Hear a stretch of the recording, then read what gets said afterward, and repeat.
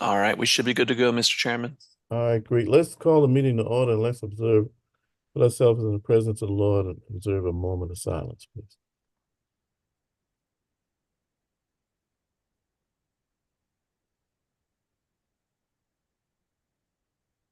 Thank you. Chair entertain a motion to approve the minutes from July 15th. Move for approval. Properly moved and Second. second. Any questions on those minutes? Hearing none, all in favor, please say aye. Aye. Aye. Any opposed? Thank you. Down to rights of way. Is Mr. O'Brien on? Item E. Who's going to address Bermuda Point Townhome, Waterfowl Lane? Mr. Chairman, I can cover it. Okay, great. All right. Maybe why don't we cut them all? I mean, is anything unusual about these acceptance and dedication? So, Mr. Chairman, the first item is a kind of a typical um, inclusion of new public right-of-way drainage easements, basically dedicating that right-of-way, city accepting it for maintenance for Waterfowl Lane. The second item is a drainage easement. This one's for a development on Clements Ferry to progress that development by accepting the public drainage easement. And then item 3, this one's a little bit different. It's a agreement that we've put together with Leucadia Coast Properties over by Fleet Landing for them to dedicate a new drainage easement to the city to outfall that area of Concord Street. There's a crushed outfall pipe in that location that we can't replace in its current location. So city's going to install a new outfall drainage pipe on that road. The property owner is dedicating a gratis easement to allow us to do that work. So that's the only one that's a little bit different than our typical new right-of-way, new drainage easement process. If I recall, that pipe was a pretty big, sizable. What was the dimensions of that pipe? So there's 2 different easements associated with that owner and developer. There's a very large set of pipes installed sort of on the edge of Waterfront Park down there, which is south of this easement. This easement is north over by Fleet Landing. Mm-hmm. Crush pipe is maybe an 18-inch pipe. I have to double check. Okay. It's a VCP. It's been a power pole in it for a number of years. This is basically to help that street not flood. We've done some testing on it and shown that we can get it to work with a pretty small pipe, but it does go through a seawall that this owner owns. So they've been very good to work with and letting us do that project. Okay, so we're going back with 18-inch? I honestly would have to check, Mr. Chairman. I think it's Okay. either 15 or 18, I get but you. we have calculated and sized it appropriately. All right.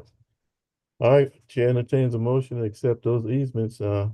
What's the pleasure? So move. Properly moved, Dan. Second. Seconded. Any more discussion? Hearing none, all in favor, please say aye. Aye. Any opposed? Thank you. Temporary encroachments. Again, I know a lot of these are kind of standard, but again, anything that unusual that stands out? Mr. Fountain? Nothing that stands out, Councilman. Everything is irrigation, right-hand signs and things. Nothing stands out. All right, good. That's accepted as information. Item G1, environmental services update. So that's Mr. Altott. Yeah, just giving everybody a brief update. Environmental services back on schedule after the hurricane. It was a little bit heavier last week, so trash was prolonged for a day, but we are back on schedule now, so I don't anticipate any more issues moving forward. Wait, listen, when you have a short report, we all celebrate. Would have been better that the landfill's still kind of messy, so it is slowing us down a little bit, but it's getting better. So hopefully that'll continue to improve. I mean, I've been seeing our people out there. I'm sure the rest of us have too. So great job. G2, approval of maintenance agreement with Charleston County to install and maintain a concrete sidewalk along Hay Road between Maybank and Johns Island County Park. Who's going to address that?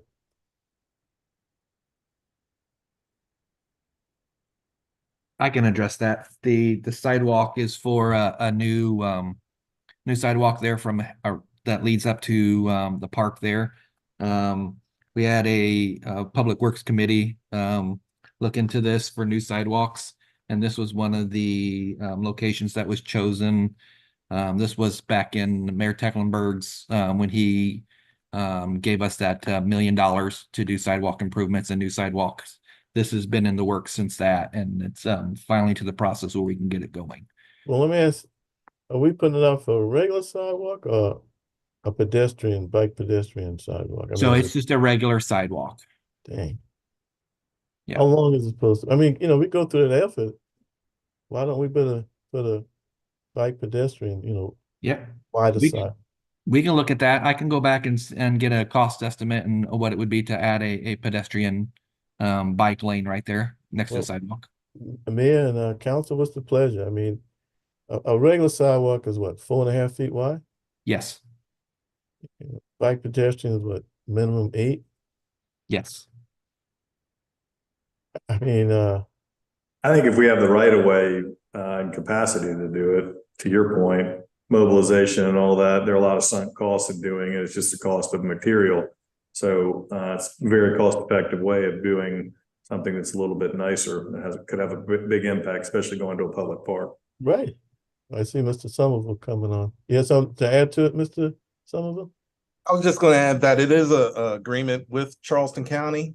So it goes through the county's property as well. So we would have to work with them if we wanted to do the city portion and like a shared use path. We have to work with Charleston County as well. I mean, I think we'll at least have the conversation. I mean, that makes Yes, sense. sir. Absolutely. Okay. Agreed. So what's going to be the action step? I mean, you all So you get that I information would, and report back? I'd recommend we defer this, Mr. Okay. Chairman, until we get an update from conversations from Robbie and Matt on conversations with the county. All right. So is that your motion, Mr. Mayor? Yes. All right. We have a second to that? Second. Yeah, just a Alderman bit, Robert. just a bit of discussion for clarification. Sure. All sidewalks, all places where sidewalks are going are ranked by the county. They have a ranking, Right. okay? And it would be interesting to see where that ranks in terms of connectivity, et cetera, et cetera, et cetera, because those are some of the things that we look at Right. in making that determination. Mm-hmm. So this Yes. one was, I believe, on the city scope, in our ranking that Philip puts together, I want to Right. say it was in the top 20 at 16th, if I remember correctly. Some of the That's a things good that we rank. looked at, some of the things that we looked at was, getting residents to and from the park, along with over there to the shopping, the McDonald's, the grocery stores and things that are in that area. So all that was taken into consideration when this was selected. That's the connectivity part of it. Yeah. Right. Okay, gotcha. Thank you. All Yep. right. Good. Is this some of the newer areas that's been built on Johns Island? They do have pedestrian paths on it. I mean, bike pedestrian paths. It looks great, but so hopefully we can add to it. All right. All in favor of the motion to defer, please say aye. Aye. Any opposed? Thank you. G3, approval of proposed non-standard service fund undergrounding areas. Mr. Gandy? Yes, sir. I have a brief presentation if I could share my screen really fast. Be great. All right. We got the popcorn ready, man.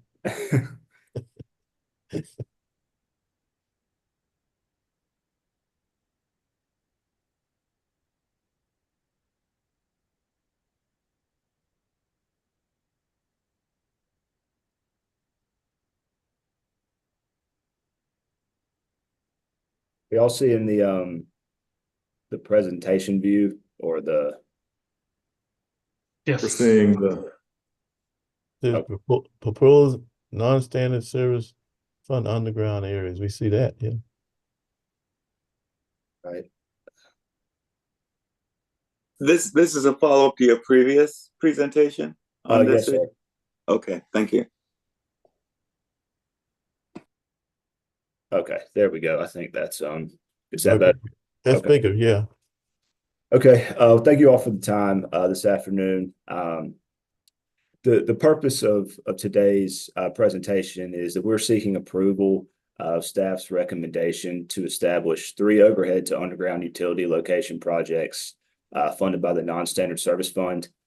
These projects were all requested by community stakeholders and ranked accordingly based on engineering feasibility, anticipated cost, tree canopy benefits, and the quantity of residents in support of the request. So I think back in June, I was able to present to this committee and just run through the Non-Standard Service Fund process and bring forward a couple of locations that we were looking at potentially moving to get approved at some point. So really what we're trying to do, what we're requesting approval for today is establishing these 3 locations as non-standard service fund areas. So with that said, I'll move on to the first one, which is Stalker Drive. It was in the last presentation. Has a matrix score of 53.4 and is relatively simple from an engineering perspective. There are high priority trees and a dense tree canopy in the area with a high level of interest expressed from residents. Easements and equipment placements may be the main barrier here, but the high level of interest from residents should help with that. So Stalker Drive is the first one. Here is the aerial view, just for reference, refresher where Stalker is, and then here's the street view to kind of show the tree canopy and what we would be doing by putting those lines underground. So moving on quickly to the next area, Wesson Avenue in Hampton Park Terrace, 33.5 matrix score with a moderate tree canopy. This one is also simple from an engineering perspective, and there is a lot of room here for equipment. And that combined with high interest from residents should limit any issues we have with equipment locations or easements or anything like that. So here's the aerial view just of Weston and Hampton Park Terrace, and then here is the street view. You can see a little less dense of a tree canopy, but definitely still some trees there. But plenty of space and room for equipment locations on property there. It's probably one of the widest streets in the city, isn't it? I think so, yes, sir. Especially on the peninsula. Right. And then this is the third and the final area we're requesting approval for today. This was not in the last presentation, but it's the Mother Emanuel Memorial Project, using non-standard service funds to assist in the undergrounding here. This design has been completed, so it would move straight to construction whenever they're ready to start construction. The project would result in the removal of the line that runs across Calhoun, and duct bank will be installed that will allow us for future undergrounding opportunities down Meeting Street if we were to move forward with this. So we do have a cost. There's a cost for this one already because the design has been completed. So that would be the city's share, which would be brought forward for approval at the time of construction. So the cost would be approved at a later date, but this is just to approve the area as a non-standard service fund project area. So that would just for clarity. So that would start where at Meeting Calhoun? Yes, sir. That line right here in the street view that runs across Calhoun with the sign on it, that would go. Those lines would go underground, and then duct bank would be installed across Calhoun and down Meeting, which would set us up to underground some lines on Calhoun in the future if we chose to do so. Okay. Have we figured where we're going to put that sign? That I don't know. Okay, because that's the Mother Emanuel Memorial District sign. Yes, sir. I don't know what their plan is. Where that sign would go, but I can certainly find out. I think we might want to do that pretty early. Yes. Okay. Councilmember, this is Robbie. It was some brief discussion about maybe a mast arm type pole that will go Yes. across Yes. to keep that sign up. All right, appreciate it. Thank you. Yes, sir. Thank you. And that's the end of my presentation. So Okay, any questions of Mr. Gandy? Is there any update on Ansonboro? As I understood it, they were waiting on 1 or 2 signatures left, or I just was curious if you had any insight onto where that project stood. yes, sir. We've broken Ansonboro into phases. So phase 1, we have surveyors getting ready to go into the area to determine equipment locations. The cost for that surveying was just approved last week at CPR. So they should be getting out there in the next month, I think, to determine equipment locations. And then from there, we would have to get easements from those property owners before any construction can start. But you have all the approvals you need and signatures you need? Yeah, well, we will need the easements from the property owners, but on the city side, yes, sir, we have all the approvals. Thank you. Yes, sir. Councilman Seekings, I see your hand. Thank you, Thanks Mr. Chairman. Thanks for Mayor, joining in, by the way. yeah, sorry I was late. I was in another meeting. Okay, it's Thank you okay. thank you for getting me out of it, by the way. So Mayor, to quickly on your question about Ansonboro, and Mac, you can jump in. I think on the easement side, although the easements haven't been signed, I do believe, at least for phase 1, properties have been identified with property owners that are willing to sign easements. So I don't think that's going to be a major hurdle to get Ansonboro going. Am I right about that, Mac? I'm pretty sure that's right. Yes, sir, that's right. We just had to Okay. determine the exact locations of the equipment, but Okay. yes, sir, that's correct. Great. So Mac, I have a question for you. First, let me just preface my comments by saying any undergrounding project is a worthy project, and I'm excited to see them going forward. Adding Mother Emanuel in as a natural, all that's great. Here's my question. Based on the matrix you showed us last time, and the matrix I have on my desk, unfortunately I'm not there, you have a score by a number of different projects, and I don't believe the scores on the 2 projects that you're recommending going forward put them at the top of the matrix. They're in fact not even close. So what is the point of the matrix? Do we need to rethink the matrix and look back at ease and simplicity and access to equipment rather than where you think it would be the biggest bang for our buck, or however you came up with that matrix? Because these don't match up, and we as elected officials are going to have to answer to our constituents have projects at the top end of the matrix that are going to get bypassed for lower matrix scores for whatever reason. And so that's a challenge for us because those matrices and the numbers are out there in the public. Yes, sir. So some of the areas that are score very highly on the matrix are very difficult from a logistical and engineering perspective. So that's one of the things that has been taken into account with these areas, especially with it being kind of one of the first times we're bringing linear non-standard service fund projects forward. These areas are pretty simple logistically as far as undergrounding goes. But yeah, you're right. They don't score at the top of the matrix, but the reason they're being presented is just because of the relative ease logistically from an engineering perspective, and also just the high buy-in from residents. I don't foresee us having too many easement issues with either Stalker or Wesson Avenue, and definitely not with the Mother Emanuel Memorial. So yeah, it's the ease of the project and the willingness of residents to sign easements and things like that is taken into account, but it is not included in the matrix. So that is certainly something we could revisit and try to put a numerical value to if we wanted to add it to the matrix. Just a quick follow-up, Mr. Chairman, and that's fine. I mean, I think that the willingness of property owners to give up parts of their property for the benefit of their neighbors is good, and I mean it's admirable, and so I'm glad to see that that's happening.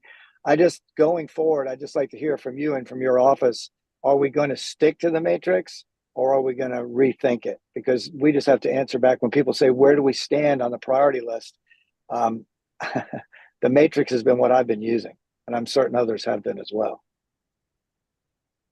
Well, Councilmember and Mr. Gandy, why don't we do this? I mean, when we deviate from the matrix, and I think the rationale should be part of that explanation. I think that'll some of the extra aspects that pushed it up a little bit further, like neighbors willing to give up easements to help it along and help it become in reality. I just think we need that additional rationale. That's all.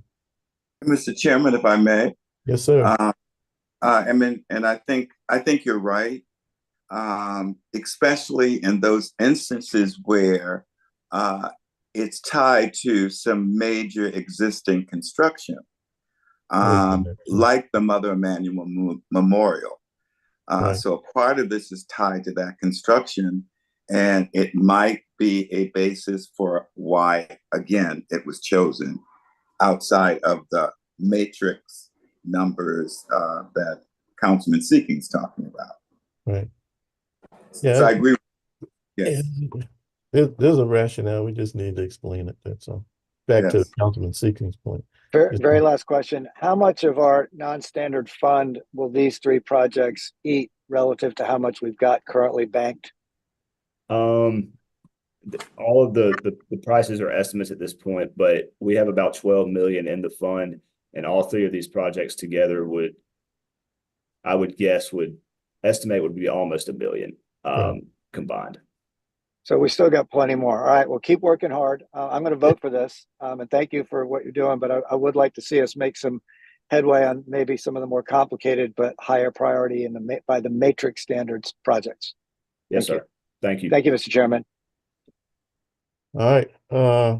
We need a motion on this one. So G3, all in favor of it? I mean, I shouldn't say that. What's the pleasure of the committee? What's the motion? So Move for approval. Second. Second. Approval second. Any more discussion on it? Hearing none, all in favor, please say aye. Mr. Chairman, Sure. I think maybe I should abstain from that vote. Okay. All right. Okay. So the motion carried. Anybody opposed? And please note for the minutes that Councilmember Gregory abstained from voting on that issue. H1, Stormwater Management Utility. H1, Mr. Fountain. Yeah, thank you, Mr. Chairman. So we've, as we've talked about before at Public Works Utilities, we've completed phase 1 of the utility account management system. This is the work with Black & Veatch to assess this current stormwater billing system and account system that we use CWS to do our billing. We've completed the assessment work. Now we're working on rebuilding an account management system that can be used, controlled by the city and used for billing through other entities. This fee is the creation of that data, as well as the calculation of an updated current fee for each property based on its impervious area. That's for the non-residential properties that are billed by a equivalent residential unit, as well as developing a series of business practices of how that process would work to do county tax billing or another mechanism. It'll be followed on with a third phase for the actual implementation of that system once we finish that and determine which method we will move forward with billing. And it's being broken into phases because obviously each phase will vary in cost depending on what the previous phase discovers and what the council determines for future billing. So any questions, I'm happy to elaborate. Any questions? I should mention this is all within the council approved line item budgets for this. Yeah, that helps. What's the motion of the pleasure of the committee? Move for So approval. moved. Second. Second. Moved and seconded. Any discussion? Hearing none, all in favor, please say aye. Aye. Any opposed? Thank you. H2, Mr. Fountain. Yeah, thank you, Mr. Chairman. So as we were going through this second phase amendment with Black & Veatch, they did mention that they've had some corporate restructuring. The second item is just to shift the name of the corporate entity from Black & Veatch Management Consulting to Black & Veatch Corporation based on that restructuring. So they're reassigning the contract, same company, same team, just a different way that they've structured their company internally. All right, what's the pleasure of the committee? Move for approval. These seconds Second. getting hard to forget, man. Probably moved in second. Any discussion? Hearing none, all in favor, please say aye. Aye. Aye. Any opposed? Thank you.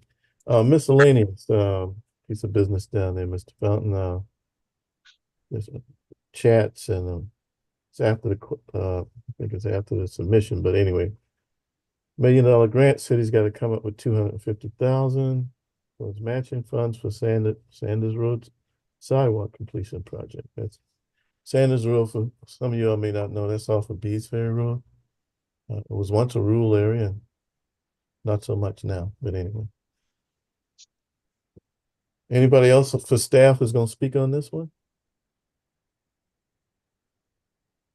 Mr. Fountain? I am generally familiar with it, Mr. Chairman. I can try to cover this one as well. My understanding is this is a sidewalk gap completion project between the sidewalk that has been installed as part of the school project at the end of Sanders Road, and some of the sidewalk work that private developers installed closer to Bees Ferry. It does have the benefit of there being a multi-use path along Bees Ferry Road and the new multi-use path along Glen McConnell that, in combination of this gap filling project with the existing sidewalks, my understanding is it will make a completion between those two multi-use paths, which also brings West Ashley High School into that pathway. So I believe it was a very high scoring project. I think it's on the agenda because they were short on the Chat's grant application timeframe, so it's coming in, I think, as an after the fact approval, which would require $250,000 of city matching. If there are any questions, I can certainly try to cover those. Yeah, I think that's an explanation enough. What's the action step? Are we going to move approval on this? So I believe Move for this, approval. yeah, the question is to move for approval Right. to apply for the grant. There'll be another step, of course, if we receive the grant. Okay. Second. Probably moving seconded. Any discussion? Hearing none, all in favor, please say aye. Aye. Aye. I got a couple of things just under discussion. I guess this would be miscellaneous. I guess this is more of an announcement. My understanding is that the water plan, there'll be a council work session on August 27th at 3 p.m. So let's start getting that information out. I know we all been anticipating, getting information on this water plan. So get it out to council and obviously the public. And the last thing, at least for me, is Mr. Fountain, could you touch bases on some of the success that we experienced doing Debbie in some of the areas that previously housed water went into homes, in particular East Oak Forest, the cleaning of the ditches and some of the houses that were prone to flooding were torn down and retention areas created. And then obviously a wonderful idea on your part about the pump during the Debbie event. Can you explain all of that? Yeah, absolutely, Mr. Chairman. I know we've been talking with the mayor in his office, and I know the mayor wants to put together a more kind of comprehensive overview of the city's response to Debbie for an upcoming meeting, to have a little more time to actually not just have each kind of department talk about it individually, but more how is the city approaching the storm. So we do have some presentation work for that in the next Public Works Utilities meeting.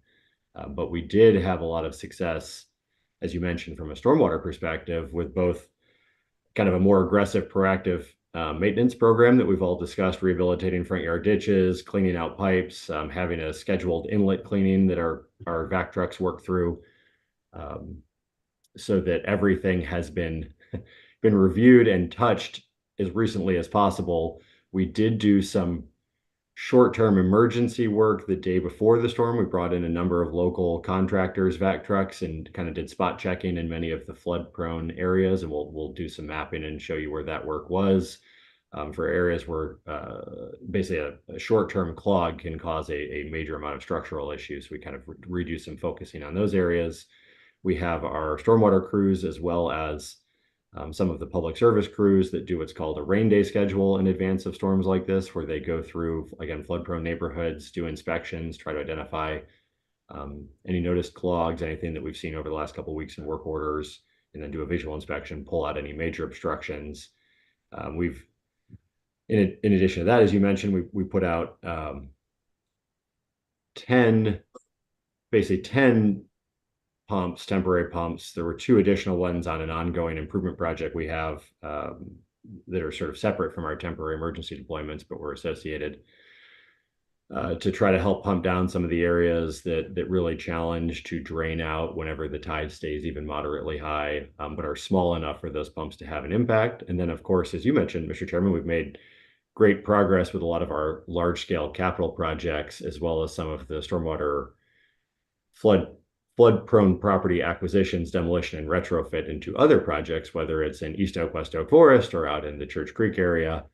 All of those projects were examined during the storm, verifying that they're working, that they're holding a lot of the flood water. So we did get 10 to 12 inches of rain, depending where you are in the city, over a relatively short period for us, a little over a day. We did very, very well for that level of rain for what you would have expected to see back in 2015, 2016, or earlier. We've seen significant structural flooding in that kind of rain event. We did get a little bit lucky in that we did have a true low tide during the event, which helped us drain things out, and that does make a big difference.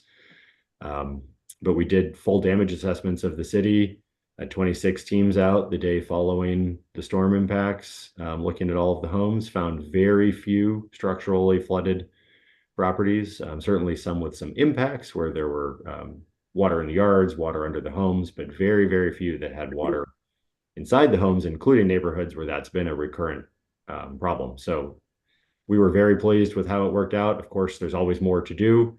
King and Yuji was probably waist deep for a significant portion of the storm, so it was a good reminder of why we're building a pump station there starting this month.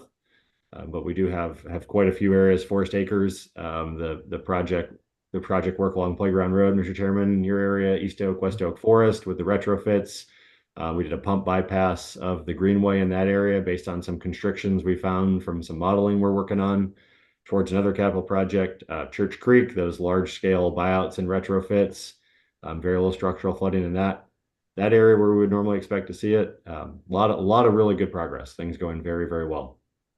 And that's one reason I want to try to highlight that, Mr. Mayor, because I spoke to Councilman Bowden, certainly out in his area, some of the same areas that I call it retention areas, but areas designed to collect stormwater runoff that previously were not in place that are in place. You kind of hold your breath like we all do, hoping these people don't have water coming to their homes, and they didn't. And I have a couple of people, and some of them, Mr. Mayor, one in particular who's in the last 9 years had 4 flooding events where water came into this lady's home. And although it got close, I think it got to the front step, did not come into the house. And I think that idea about getting a pump, in addition, obviously, to ditches being cleaned and low tide and all of that, but if that pump wasn't there, water would have come into 2 homes that I'm familiar with. And the homeowners were literally shocked that water didn't come in. So they know of some of the improvements firsthand. And very glad to hear from council members around the city where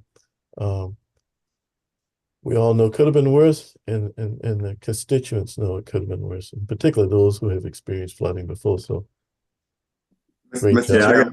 Yeah, Mr. Chairman. Yes, sir, Mr. Gregory. Yeah, a couple of things. I mean, it was very, very ordered, by the way. I mean, the cleaning of the I'm talking about downtown now. Right. I mean, cleaning of the drains and the trucks. I mean, it was orchestrated beautifully. Number one.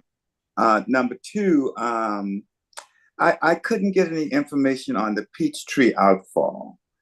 Do you know whether or not it helped? I didn't get any complaints about it. So it for that particular location, it very much did help. It still flooded in the lowest lying areas, but it drained out very quickly. We actually have a staff member who lives in that area and kind of look into it during the storm, and it did flood during the storm and then drained out very quickly after, which is what we expected, and sort of that expectation we tried to set for the neighborhood, that it's a relatively small outfall. If you get heavy rain in that 100-acre basin, it is going to back up and unfortunately flood that one low-lying kind of bowl in that basin. But then as the as the drainage system works, it will drain out very, very quickly when the outfall is clear, which it is now. So very successful. Gravity took care of Fishburne and President. Gravity took care of Sumter and Ashley Avenue because I made calls around that area and the water was gone like in no time. The only place where we still have kayaking is at the Food Line, all the way down to Hugie. Now, will Hugie take care of the Food Line, or is that a separate? That one's a combination of things, Councilman Gregory. There will be some improvement. The parking lot itself, I think, is an internal clogged drain within the parking lot. We have cleaned out the line to help out DOT on King, and then taken it down. I gotta check which side street the outfall is on in that area. So we'll likely do a little bit of additional cleaning in that area, but a lot of the parking lot backup is likely from the internal drains on that complex. And we've talked with that owner before. Yes. Councilman Mitchell has, I think, as well, and Councilman Lewis when he was here, encouraging them to look into cleaning that. And I think we'll continue to reach out to them after this storm and see if we can give them some support on how to get that done. Okay, thanks for all you do. Really appreciate it. Absolutely. Yeah, if I may, Mr. Chairman, just echo congratulations to the stormwater and thanks really for the stormwater crews that were out before the storm and after. Obviously, it was everybody leaned in. It wasn't just stormwater too. We had some augmented labor from some of the other departments, so it was really powerful to see. I think everybody leaning in and helping out, and I think that really did make a big difference.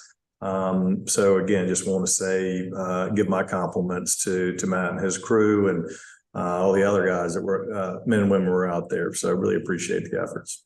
Yeah, thank you all around. Great job. With that, meeting comes to an end unless anybody has any last comments. Beyond that, by acclamation, we stand adjourned. See y'all tomorrow.